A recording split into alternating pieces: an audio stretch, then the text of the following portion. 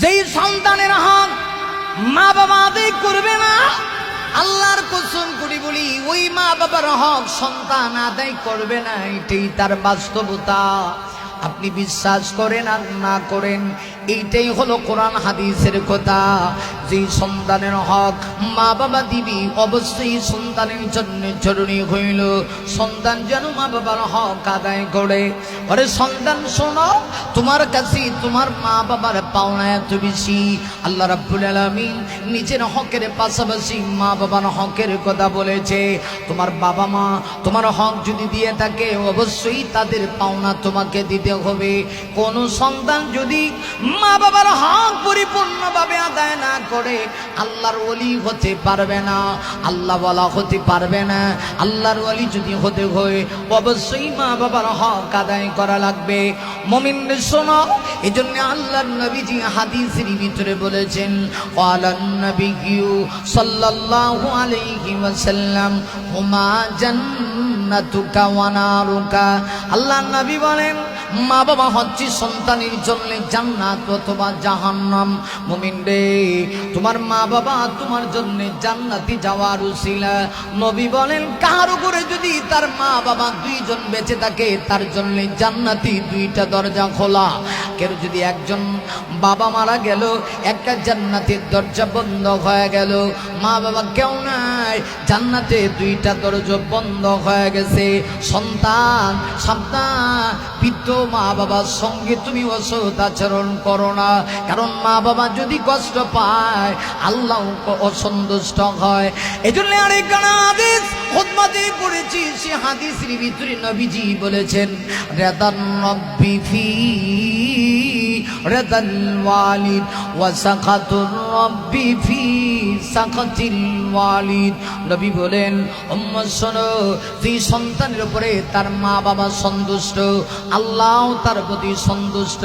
আর যে সন্তানের প্রতি মা বাবা নারাজ, স্বয়ং আল্লাহ তার প্রতি নারাজ। কারণ আল্লাহ চায় না কোনো সন্তান তার মা বাবাকে কষ্ট দেব।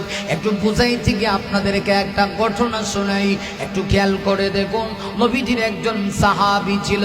আরে নবী তাফসীরে নূরুল কোরআন সহ বিভিন্ন তাফসীরের গ্রন্থে ঘটনা উল্লেখ করা হয়েছে। নবীজির একজন সাহাবী ছিল, যে সাহাবীর নাম ছিল হযরতে আলকামা রাদিয়াল্লাহু আনহু। একটু খেয়াল করে দেখেন, নবীর সাহাবী সাধারণ কথা না। সাহাবী কাকে বলা হয়? যে আল্লাহর নবীকে ঈমানী অবস্থায় দেখেছে, ঈমানে যে ব্যক্তি দুনিয়া থেকে বিদায় নিয়েছে, তাকে বলা হয় সাহাবী। নবীকে দেখা এত সাধারণ কথা না। সবার কপালে নবী দেখা সৌভাগ্য হয় না, কথা কর না কেন, ঠিক কিনা?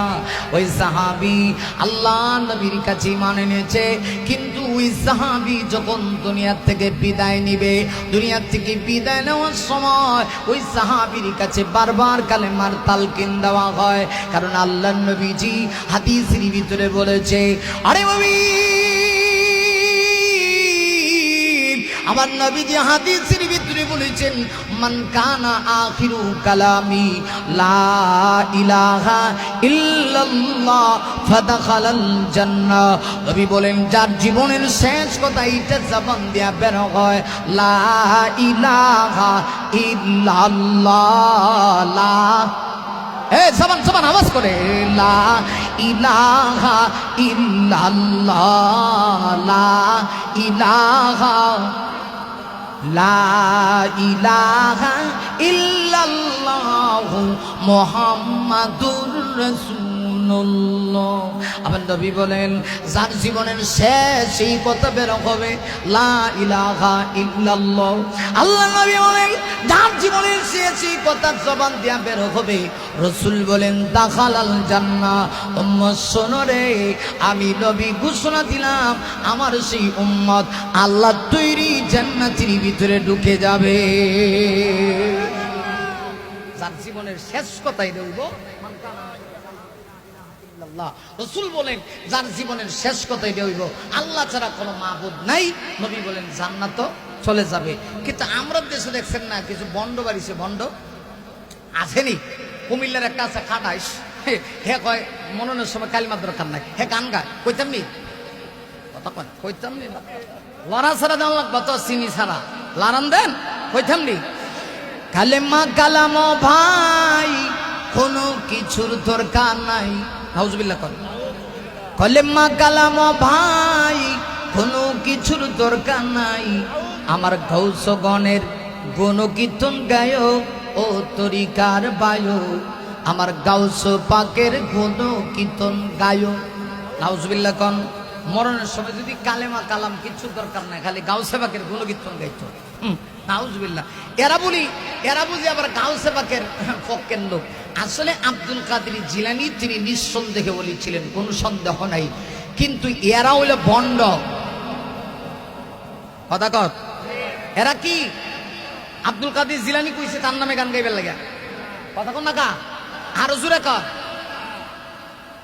ওই যে খাজার নামে কিছু আছে গান গাটানে আসেনি, খাজার নামে মাজার করে দেখাই ওরা খাজার শান, দিনে করে বন্ডামি আর রাত্রে মারে গাঞ্জায় টান।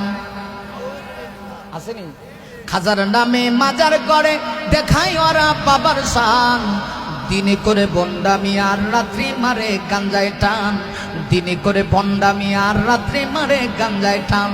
আসেনি রম হিল বাবা, হিল বাবা, বাবা হিল, বাবা হিল। আমি দি এক বন্ড এদিন লোহার কেটে উঠাইছি, ওটা হিল বাবা, আর জনা কম মতিঝিল, মতিঝিল। আমার তখন মনটা চাইছেন যে কানের গুড়ি দিয়া কয়ে 500 টাকার বান্ডিল। কথা কন না কেন, ঠিক কিনা? এটি 1 নম্বরের বন্ড, 1 নম্বরের নাম্বার ছাড়া বন্ড। কথা কন না কেন, নাম্বার ছাড়া, আরো জোরে কন, নাম্বার ছাড়া। আসেনি গান গড়ারা আছে না, ওই যে বাজাইতেছে, ইচ্ছা মতে বাজা, বাজা ইচ্ছা মতে বাজা। কবরে গেলে বুঝবি গান কত মজা, ঠেঙ্গের জ্বালাওলা কিছু থাকতো না। কথা কন না কেন, ঠিক কিনা? গাও বাংলাদেশ গাও, তবে ইচ্ছা মতো গাও, গাও বাংলাদেশ গাও, তবে ইচ্ছা মতো গাও, মন চাইলে নেচে গে জাহান্নামে যাও। ঠিক কিনা?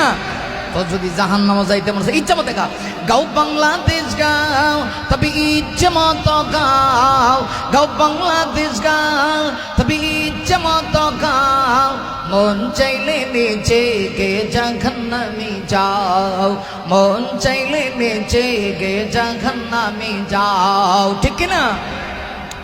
যেমন ইচ্ছা তেমন করে মনের সুখে গান গাইবা, মাঝে মধ্যে তিরিং বিরিং কমর দোলাই নাচিবা। ঠিক না? যেমনি চেমনে গা, আর মাঝে মধ্যে তিরিং বিরিং নাচ দে, সমস্যা কই? যেমন ইচ্ছা তেমন করে মনের সুখে গান গাইবা, মাঝে মধ্যে তিরিং বিরিং কমর দোলাই নাচিবা। ভালো লাগে বুঝি তাই এত নাচানাচি, ভালো লাগে বুঝি তাই এত নাচানাচি, এত কেন নাচানাচি জাহান্নামে যাও, এত কেন নাচানাচি জাহান্নামে যাও। গাও বাংলাদেশ গাও, তবে ইচ্ছে মতো গাও, মন চাইলে নেচে গে জাহান্নামে যাও, মন চাইলে নেচে গে জাহান্নামে যাও। ঠিক না?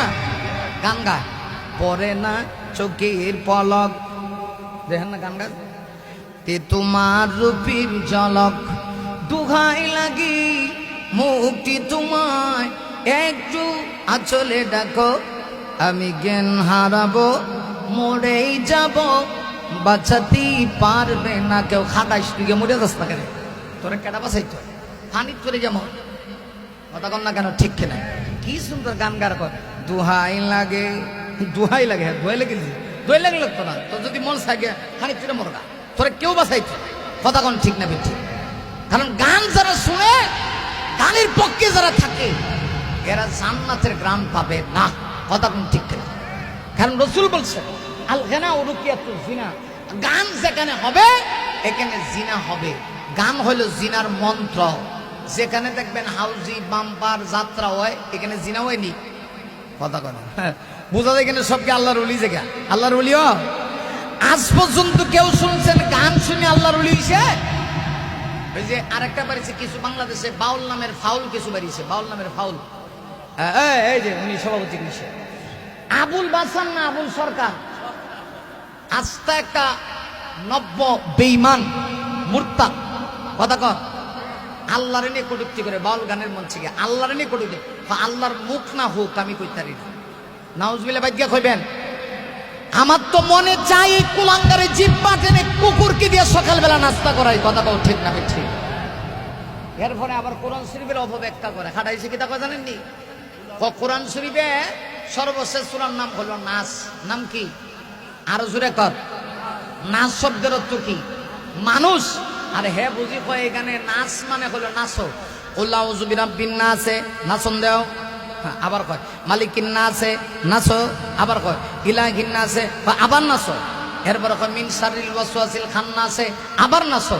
এরপরে কয় আল্লাযী ইউসুফ ইসু ইউসুফ ইসু। কত বড় খাটাই চিন্তা করে দেয়। আবার বাংলাদেশে হের পক্ষে অনেক লোক জায়গা মিছিলও করে। আমি এমন নেতাদেরকে ধিক্কার জানাই, হাজার বার লাথি মারবো, যেই নেতা আমার আল্লাহর বিরুদ্ধে বলবে এর চাপাটি থাকবে না, এর মুখের সাথে দাঁত থাকবে না। কথা বলো ঠিক না ঠিক মুসলমান? আল্লাহর বিরুদ্ধে কইলে আমরা কি তাকায় থাকবো? কথা কও না, তাকায় থাকবো মিয়া? ভয় করে একমাত্র আল্লাহরে, যে আল্লাহ আমার দেহে রক্ত দিছে, প্রাণ দিছে, প্রাণের সঞ্চার দিছে, হাত পা দিছে, চোখ দিছে, মুখ দিছে, নাক দিছে, ফ্যাট দিছে, কিডনি দিছে। এও কিডনি একটা দিছে না দুইটা দিছে। আল্লাহ কথা তোরে ফ্রি দিলাম, একটা কিডনি নষ্ট হইলে পৃথিবীতে কেউ আপনাকে দিবে না। আর আল্লাহ কত তোরে দুইটা দিছে, দুইটা। সুবহানাল্লাহ। আরো জোরে কোন সুবহানাল্লাহ। অসুবিধা হইতেছে আমার ডাবল সুবিধা। ওয়াজ কিন্তু শেষ দিকে এনে লাইছি, মোটামুটি ফিনিশিং এনে লাইছি, একটু খেয়াল করে। আপনারা না কইলে কি হইব? কারণ আমাদের ওয়াজের একটা সিস্টেম আছে, 1.5 ঘন্টার উপরে কোথাও কথা বলি না, এটা আমাদের সিস্টেম। আর আগে দিলে আরেকটু বেশি করি, কিন্তু আমার তো যাইতে হইব আবার আরেকটু। কালকা যদি আবার এইদিকে থাকতো সিরাজগঞ্জ, বগুড়া, রংপুর, তাহলে আরামসে আরো 1 ঘন্টা বয়া ওয়াজ শোনায় যাইত। তবে যদি আবারও আসি তখন আপনারা আগে বসাইবেন, 10:30 না বইবেন 9:30, পারবেন ইনশাল্লাহ? আর জোরে বলি ইনশাল্লাহ। মোটামুটি এখন একটা স্রোত ধরছে না, কথা কয় মাহফিলের একটা স্রোত ধরছে না। এটা সালাক পাবলিক, মারাত্মক সালাক খারাপ।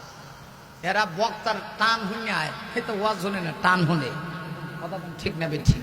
আচ্ছা এরপরে বাবা বইয়া থাকো, কথা শোনেন যে কথা বলছিলাম। তো নবীদের সাহাবী নাম ছিল হযরতে আলকামা রাদিয়াল্লাহু আনহু। মৃত্যু সজ্জায় ওনার সামনে কালেমা তালকিন দেয় সাহাবীরা। আলকামা তুমি বলো লা ইলাহা ইল্লাল্লাহ। আলকামার মুখ দিয়ে বের হয় না, খেয়াল করে, আলকামার মুখ দিয়ে বের হয় না। আমার নবীজি আশ্চর্য হয়ে গেলেন।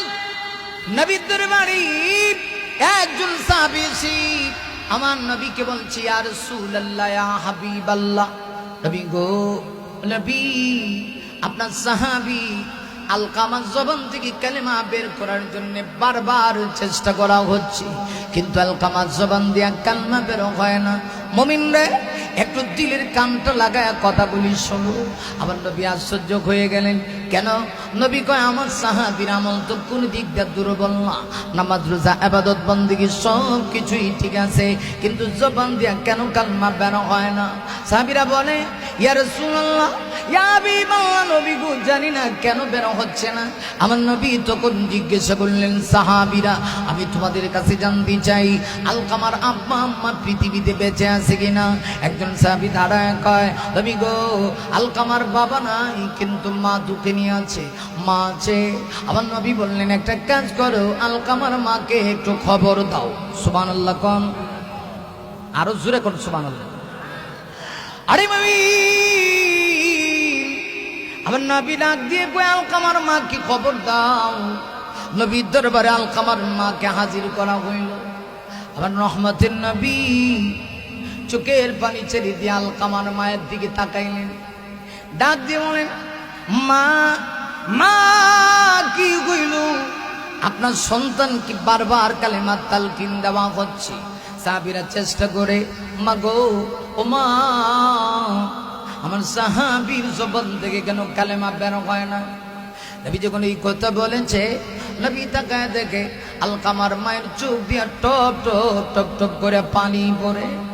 নবী পানি দেখি বুঝতে পেরেছি সম্ভবত মা সন্তানের প্রতি অসন্তুষ্ট হয়ে আছে।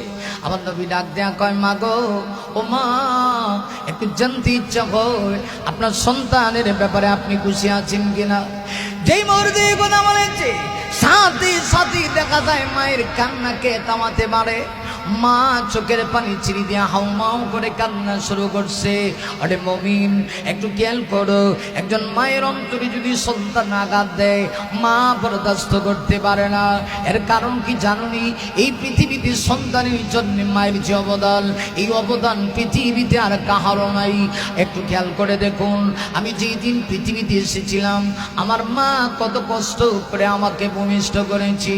আমি যেই দিন পৃথিবীতে ভূমিষ্ঠ হয়েছি আমার মা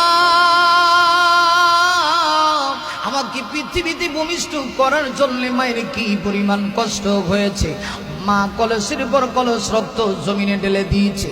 মায়ের কান্নার কারণে আশেপাশের মহিলাদের ঘুম হারাম হয়ে গিয়েছে। মা সন্তান যখন পৃথিবীতে ভূমিষ্ঠ করে মা চিৎকার দিয়া কয়, পাড়া প্রতিবেশীরা রে, আমার সন্তান যদি পৃথিবীতে ভালো অবস্থায় পৃথিবীতে ভূমিষ্ঠ হয় আমি মা পৃথিবীতে থাকা সার্থক হবে, আর যদি না হয় আমি মা পৃথিবীতে থাকতে চাই না। কারণ মা কত কষ্ট করে একটা সন্তান পৃথিবীতে ভূমিষ্ঠ করে। এজন্য হাদিস শরীফের ভিতরে আসি, একটা মা যদি এক মা সন্তান পৃথিবীতে ধৈর্য ধারণ করে ভূমিষ্ঠ করতে পারে, আল্লাহর নবী বলেন ওই মা জিহাদে গিয়া শহীদ হইলে যে পরিমাণ সওয়াব হইতো আমলনামায় আল্লাহ ওই মাকে সেই পরিমাণ সওয়াব দেয়। এজন্য মায়ের কষ্ট পৃথিবীর কেউ বলার মতো না। আর মা যে কষ্ট করে সন্তানের জন্য পৃথিবীর কেউ এমন কষ্ট করতে পারে না। একটু খেয়াল করে দেখো, সন্তান যদি অপরাধীও হয়ে যায়, চোর হয়, ডাকাত হয়, পাড়া প্রতিবেশী দেখতে পারে না, বাবা ঘর থেকে ঘান ধরে বের করে দেয়। কিন্তু যে মা সন্তানকে পেটে রেখেছে, মা ডাক দিয়া কয়, তোমরা কেন গো? আমার সন্তান তোমাদের কাছে অপরাধী হইতে পারে কিন্তু আমার কাছে অপরাধী না। এর কারণ কি জানোনি? আমি মা এই সন্তানটাকে 10 মাস 10 দিন পেটে রেখেছি। কতটা গিয়েছি আমি পেটের ভিতরে, সন্তান লাথি মারছে, সন্তানের লাথি মারা পেটের ভিতরে আমার ব্যথা শুরু হয়ে গেছে। আমি মায়ের সামনে খাবার খাইতে পারি নাই। আমি মা সন্তানকে পৃথিবীতে যখন ভূমিষ্ঠ করলাম, ছোট্ট বাচ্চা বাবা ঘুমায় যায়, অন্যান্য আত্মীয় স্বজন ঘুমায় যায়, কিন্তু মা ঘুমায় না গো। মা নিজের হাত দিয়া সন্তানের পায়খানা প্রস্রাব পরিষ্কার করে। বাবা পায়খানা প্রস্রাব দেখতে পারে না, আর মা নিজের হাত দিয়া পায়খানা প্রস্রাব পরিষ্কার করে। শীতের রাত্রিতে বাবা আরামে ঘুমায়, কিন্তু মা কিন্তু সন্তানের জন্য আরামে ঘুমায় না। একটা মা তার সন্তানের জন্য কি অবদান! এই জন্য আল্লাহ কোরআনের ভিতরে স্পেশালি মায়ের হকের কথা কোরআনের ভিতরে আল্লাহ কোট করে দিয়া বলেছেন, হামালাতুহু উম্মুহু কুরহা ওয়া ওয়াদাতুহু কুরহা।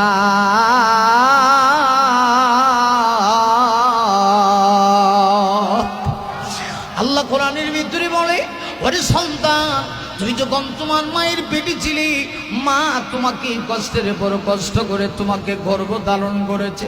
সন্তান রে, তুমি যখন পৃথিবীতে এসেছো, তোমার মা 2.5 বছর পর্যন্ত তোমাকে দুধ খাওয়াইলো, নিজে না খায় মা তোমার মুখের ভিতরে খাবার উঠায় দিল না। এই ভালোবাসা পৃথিবীর কেউ দিবে না। সব